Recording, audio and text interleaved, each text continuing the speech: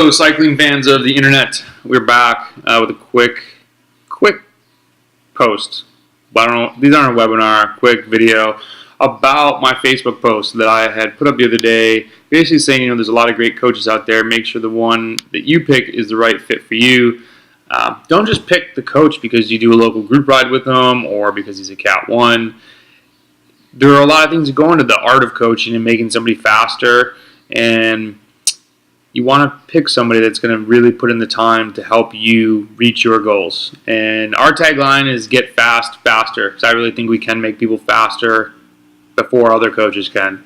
And your time is money. Time is important. It's spring. No better time than to get faster. So I had said, hey, if anybody wants a second opinion, let me know. I'll look at your data.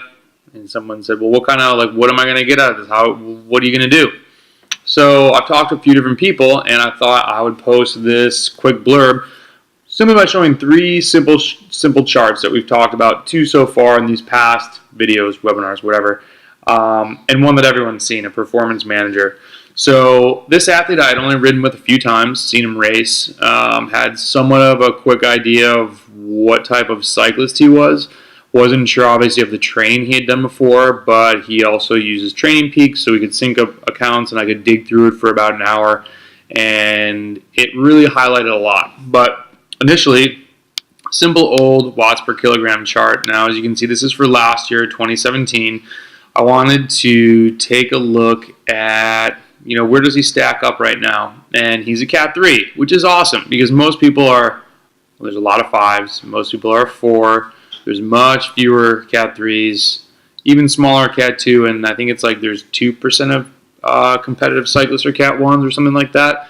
So, he's invested time into the sport to get to Cat 3. He definitely has some talent to get to be a Cat 3. He's won some races as a Cat 3. But he's missing something to get to the next level. And it's exciting to work with any athlete because everyone has their own weaknesses, and it's trying to find out where can we make you faster? Where can we make an initial impact that's going to make you a more competitive, stronger, and faster rider? So this is awesome. You start off and you look at these short durations. He's already got Cat 2 or above power. He probably just hasn't done much 30-second. He's clearly worked on some 40-second minute efforts. And again, these could be one effort. I always do look to make sure there's no data spikes to make the data skewed crazily, because this doesn't show repeatability, which we could get to later or in another session. But you look on, and this is, all looks great. You get to 5 minutes, though, and you notice that it really tapers off. There's no more bumps going up above the Cat 3 line. This is obviously the 20-minute test he's done. Did a little bit better than his peers. Drops off. That's not a good sign for 40 minutes. And this is probably a longer road race or, 3-hour group ride with hot zones, etc. So there's definitely room for improvement. And the 5-minute marker is interesting. So I go and I start looking through these rides, and there is a lot of VO2 max short work.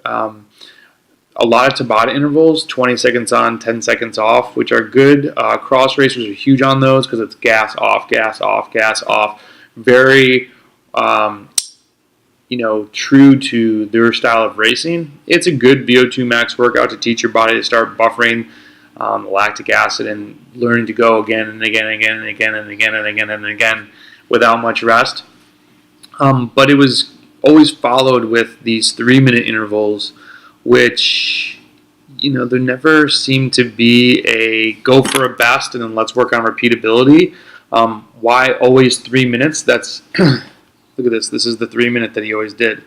You're doing the same thing. That's going to get you really good at 3 minutes. And this webinar is not, I'm going to start calling these webinars. This video is not to knock other coaches, but I'm simply pointing out the truthful side of coaching.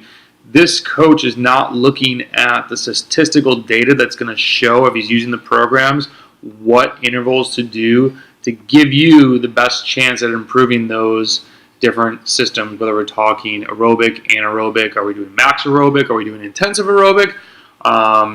So that was an issue for me. The other issue was threshold work was broken down into 5-minute segments. So it was 5 minutes on, 1 minute off, 5 on, 1 off. So he might do 30 minutes of threshold in a threshold zone, but he's taking a break. So he's getting the engine revved up, and he's supposed to be working aerobically, and then he's resting. And then we're doing it again, and then we're resting. There's no continuous, I haven't done any races where they give you these 1-minute breaks all the time. And having efforts over 5 minutes apply to crits, road races, really any hard cycling activity, you need to be able to ride and brake. You need to be able to have a race-winning move. So whether you're talking something like a VO2 max move, 3 to 8 minutes, 5 minutes is almost right in the middle of that. To stop just there when you're supposed to be doing longer stuff is not the best thing to see. Excuse me. So I called him up and said, what do you think are your strengths as a cyclist? And this guy surprisingly hit it right on. He's like, I have a kick, I have a sprint. If I can stay sheltered in a road race and get towards the end, I can win like a slight uphill sprint. And I said, well, what are your weaknesses? And he said, I'm really not a T-tier. I don't have a big FTP. I can't ride and brake all day. And also think of real races. If you get caught in a race where there's a ton of crosswind, let's say, even if you're sheltered by people, if it echelons, you're in the wind almost, your draft percentage is so much less that having the FTP, having the sweet spot power to ride at a continuous amount of time is massive. You have to have that tool in your tool belt. So he just wasn't aerobically fit enough to rock it at the Cat 3 level, which is awesome because that's such an easy opportunity to exploit that weakness. And we're going to start working together and focusing on sweet spot works, focusing on longer tempo the day after. And then, so, this kind of shows also, this is all of 2017, his, you see he's got a good PMAX and FRC. This is the top number from the whole year. It was lower 20s, high teens, which is great.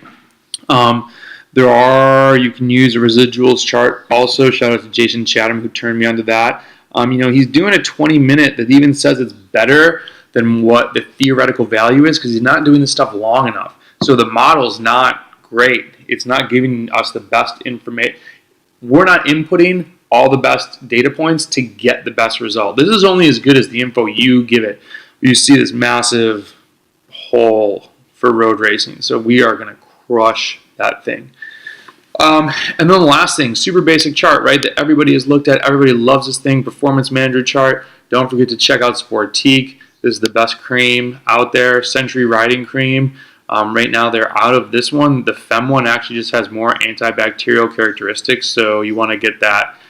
It is the best stuff I've ever used. I'm getting some more, which is why the website is up.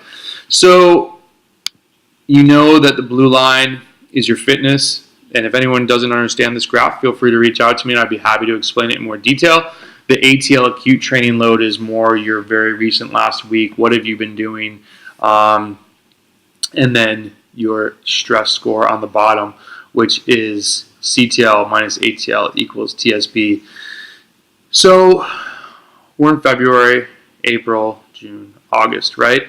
So he's building stuff here up until the end of February.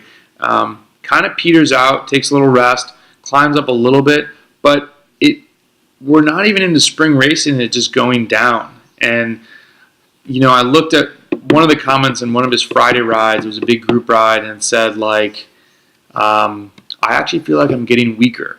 And I would hate to read that from my athlete. And sure, athletes go through things. People get injured. People have off times.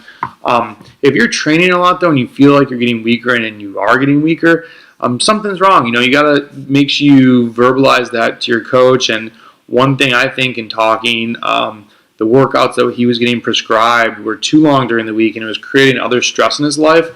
So that's an issue. Like, the coach only gets what's coming out of the computer, and coaches oftentimes ignore, the computer program doesn't know if you just had a bad day at work, or if you got in an argument with your kids and you're just feeling like junk, or, whatever happens in life, right? It's not always roses and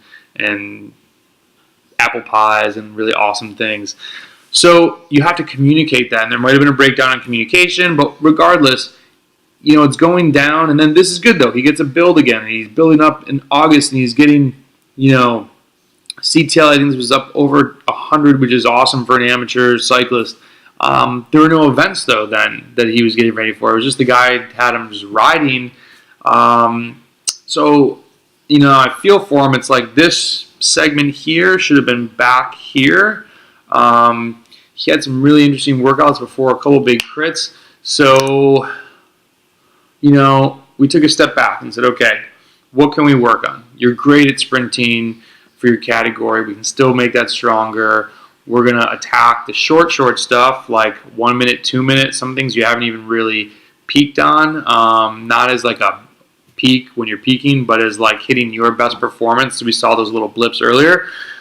Mid-range game can definitely work on that.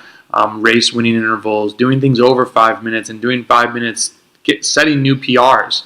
And then obviously the long game, 15, 20, 40, working out to you're ideally trying to eventually do sweet spot for 120 minutes. 2 hours, that's very difficult. And I read an interesting comment from Tim Cusick. It's FTP is not just a number; it's a physiological state of being. When athletes stop thinking about their whole cycling training as just this FTP number, I'll email somebody and tell them, "Oh, my FTP is actually this, coach," and it's like it's not. And don't worry about that. Like we'll get you to a higher number because a higher FTP is better, but it's not your whole cycling career. So you want to get faster. That's the goal. So these are 3 simple charts that it told a really good story. It related really well to this athlete-specific story. We found out in a couple hours ways that he can get faster for this year, and there's a game plan to do it. So you also can look at more VO2 max information, look at your relative MFTP charts, look at the time to exhaustion, look at FRC. There's so many ways that we can uncover 1%, 2%, 5% gains. Add those up, and we get you to be a faster cyclist, no doubt. So visit us at ccg.bike. Email me at heyobrendan@gmail.com. I'll put my email address in the thing below. I've also got some more discount codes for you for science and sport. Please like this video. Please subscribe. Trying to grow this thing. Most importantly, can you share this video if you like it? If you know somebody that's thinking about coaching, have them contact me.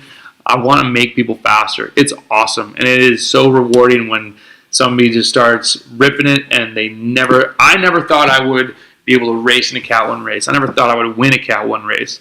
I owe this feeling and excitement back to so many people that have helped me out. I want to help you out. I know I can make you faster. So with that, thank you for watching.